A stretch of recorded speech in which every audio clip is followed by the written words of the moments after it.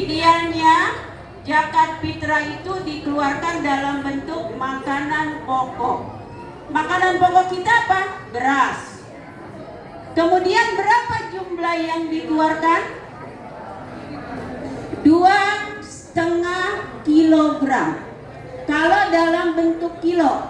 Tapi kalau bentuk liter, 3 liter, 3,5 liter.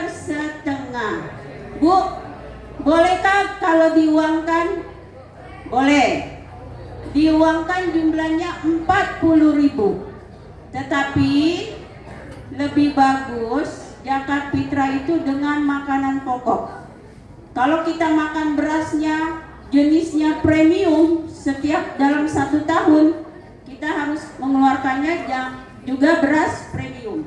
Jangan sampai yang kamu keluarkan makannya berasnya premium, seliter 17.000.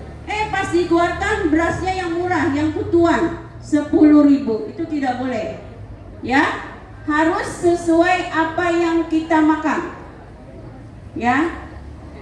Nah, kemudian hal yang kedua, zakat fitrah itu hanya dikeluarkan pada bulan Ramadan.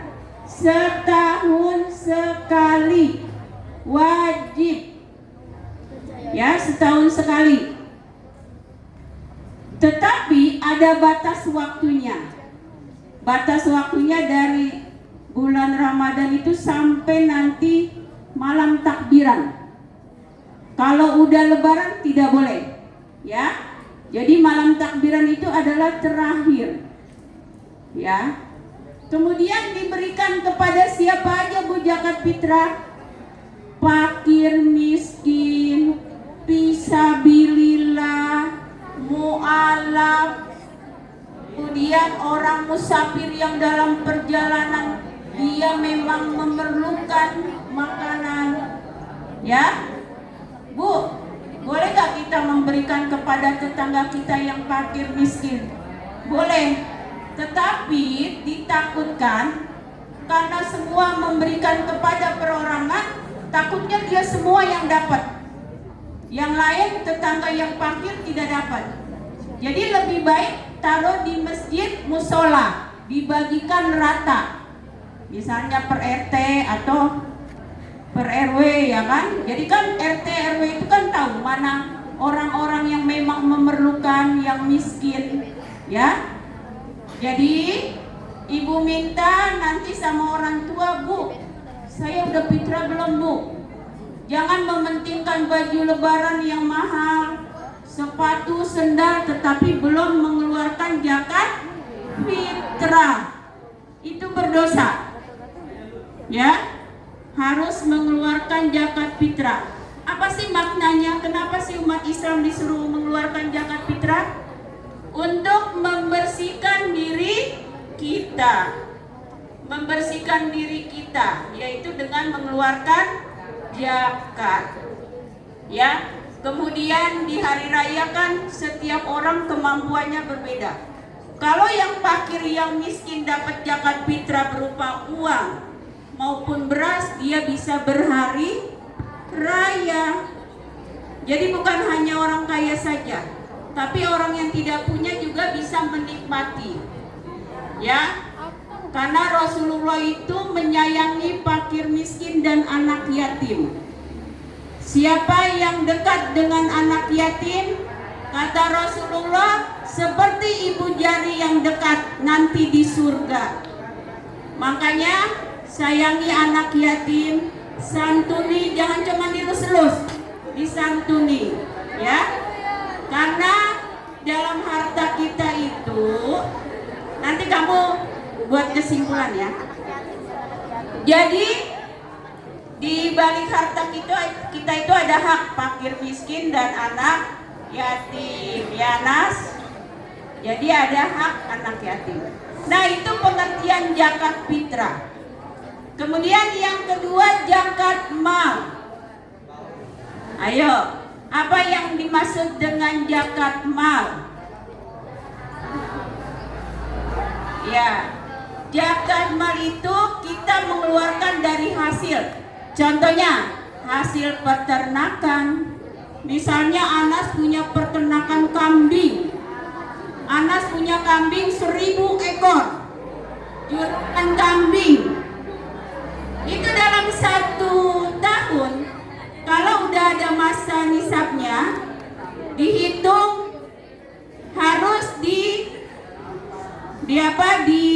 zakat makannya 10%. Ya. 10%.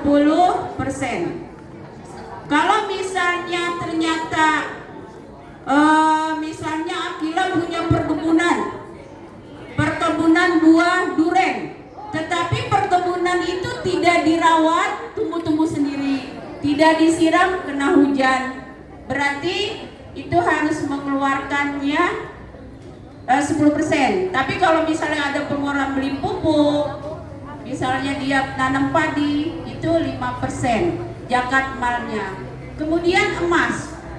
Kalau punya emas dari jumlah orang tuanya 85 gram, ini orang Madura nih.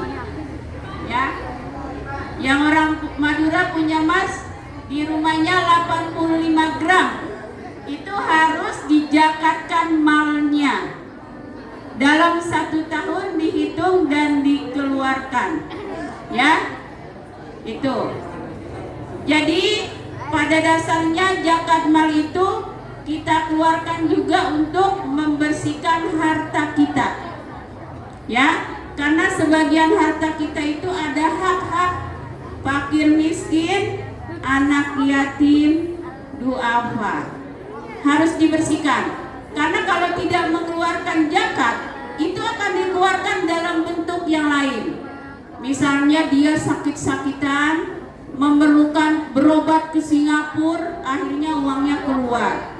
Musibah, kebakaran atau apa, tokonya hangus karena tidak pernah mengeluarkan zakat mal. Zakat mal itu juga diberikan kepada siapa? Fakir miskin, ya, anak yatim, fisabilillah, ya, mu'alaf, semua seperti itu. Kemudian zakat mal itu tidak perlu ada ijab kabul. Kalau kamu zakat fitrah, biasanya kalau kamu ke musola masjid, itu sama ustadznya akan diijab kabulkan. Ya, fitrah untuk siapa bin siapa. Tapi kalau zakat mal itu tidak ada ijab kabul. Jadi kamu langsung nih, Raihan, ini zakatnya saya, udah cukup gitu aja. Tapi kalau zakat fitrah harus ya, nanti sama Pak Ustadznya didoain di depan beras kita. Ya, jadi idealnya mendingan zakat fitrah itu beras, karena beras merupakan makanan pokok kita. Ya, artinya untuk membersihkan diri kita. Kalau zakat mal itu membersihkan harta kita. Paham sampai sini? Paham. Jadi itu pengertian zakat fitrah dan zakat mal. Ada yang ditanyakan? Udah paham semua ya? Berarti kalau ibu panggil satu, bikin ringkasan dari tausiah ibu bisa dong? Bisa ya?